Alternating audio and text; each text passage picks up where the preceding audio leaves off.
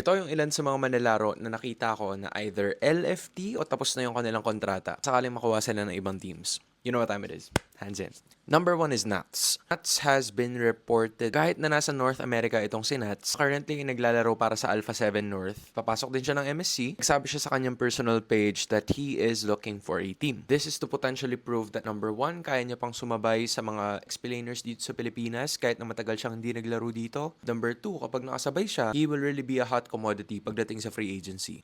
Number two naman ay si Demon Kite. He is part of the inactive roster ng Aurora Gaming Philippines. He has also mentioned in his personal accounts na naghahanap na rin siya ng kanyang susunod na team. Part of the inactive roster gives him a lot of opportunity para mag-explore pa ng ibang teams, and he said that he's willing to go to any region. Kung sinats kanina sa Pilipinas, si Demon Kite kahit saan okay lang. Number 3 is Okir. Okir ay mid laner ng Navi Indonesia. Due to their recent stint na hindi sila nakapasok ng playoffs, kasama sila dun si Andorio, si Okir, tsaka si Coach Wynot. Ending a couple of seasons there para kay Okir probably didn't work and thus the management wanted to shift elsewhere. So ito siya ngayon, naghahanap siya ngayon.